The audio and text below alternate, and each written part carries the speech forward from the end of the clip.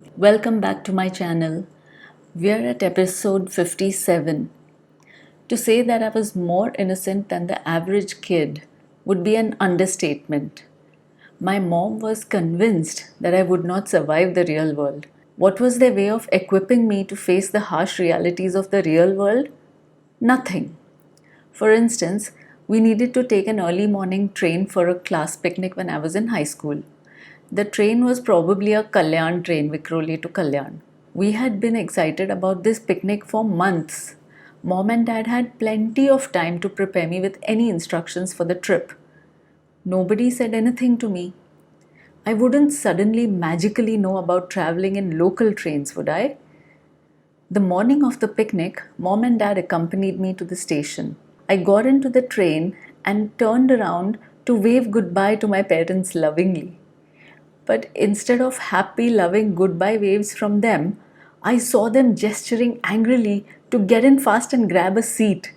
I was stunned and momentarily incapacitated. This sudden reaction was a surprise for me.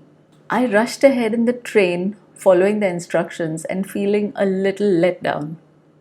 Mom constantly told us about how street smart other people were. What I can now understand is that she wanted us to be as smart as other people so that we could compete in a competitive and cutthroat world. But the way she put it across had the opposite effect. She would say things like, ਪਾਪਣਾ ਤਾਂ ਉੜਦੀ ਚਿੜੀਆਂ ਦੇ ਪਰ ਗਿਣ ਲੈਂਦੀਆਂ ਨੇ, ਹੱਥਾਂ ਨਾਲ ਤੇਜ਼ ਬੁਣਾਈ ਕਰਦੀਆਂ ਰਹਿੰਦੀਆਂ ਨੇ, ਸਾਰੀ ਖਬਰ ਵੀ ਰੱਖਦੀਆਂ ਨੇ, ਸਾਰੇ ਕੰਮ ਵੀ ਮੁਕਾ ਲੈਂਦੀਆਂ ਨੇ ਸਵੇਰੇ ਹੀ ਸਵੇਰੇ. Meaning, some people were so smart that they could just stay on top of everything. They could manage all their tasks effortlessly and on time, and they also achieved a ton of other things. This kind of talk was very demoralizing for me. My family never sat me down and explained things. That was simply not our family culture. We were just expected to know things while mom actively kept us from knowing things. I can now see the dichotomy and hypocrisy of mom, wherein she wanted us to be tej, like super smart, yet she wanted to keep us under her thumb and completely controlled by her. I had long ago surrendered to doing everything possible to win the approval of mom, which was never forthcoming. I was the dumb kid, the stupid kid, the physically weak kid, slow kid. So it was very easy for mom to manipulate me and have me completely meek and submissive. I was the classic people pleaser victim that predators seek. I was a good, obedient, submissive kid and did not question what the adults in my life said or did or instructed. I just wanted them to approve of me, to not think of me just as a stupid girl that they had to look after. I wanted to be worthy, to win their love, to be worthy of their love and approval, so that they would value me too, so that I wasn't just some burden on them. My mother was so overprotective that she never allowed Ruby to attend any of the overnight class outings. There was a Goa outing that Ruby's entire class went for. Only Ruby was not allowed to go. My parents said that they would take us to Goa. But what they failed to understand was that going to Goa with your mom and dad and going to Goa with your class on a class trip was a whole different vibe. Similarly, if we wanted to see a movie, we needed to see it with our parents, not with our friends. I remember when my friends were gushing over a new movie that had come out, Maine Pyar Kiya. I begged and begged mom to take me for the movie. Eventually, they booked the tickets and took me. Let me tell you, that was not a movie to watch with your parents. It was a teeny bopper love story with a hugely romantic vibe. At this point, I was still completely unaware about the existence of the birds and the bees. My idea of marriage and romantic relationships was that you liked someone's appearance or personality or temperament and started spending time together. You liked looking at each other. The two people would be super nice and kind to each other, support each other, and also hold hands sometimes. Looking at each other was the big thrill, according to me. Looking at how cute or pretty the person looked. Back to the movie Maine Pyar Kiya. At one point, the hero gifted the heroine a very sexy dress, which was strapless and short. The scene started with the heroine coming out of the changing room with a sheet around herself.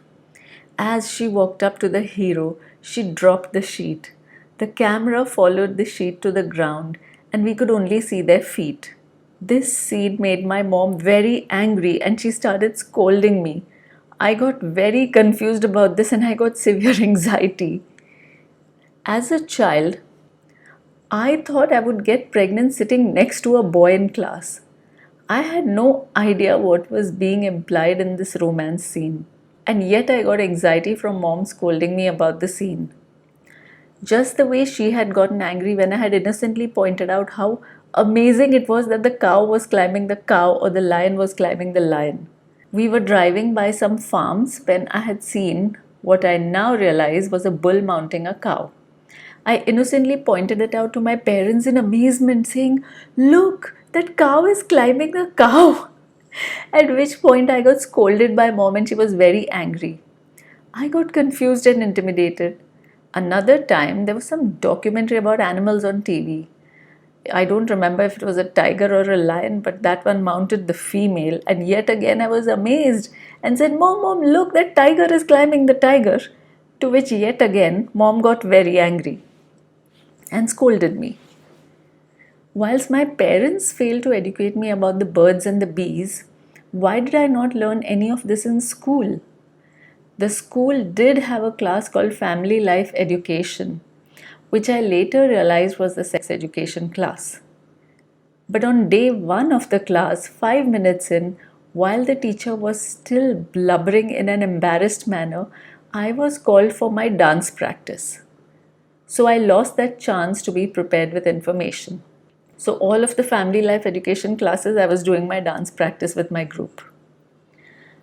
That is why in 7th standard, when a classmate giggled and told me that a boy had propositioned that she sleep with him, I got scandalized, not at the idea of a romp between the sheets, but simply by the idea of the two lying next to each other in the same bed fully clothed.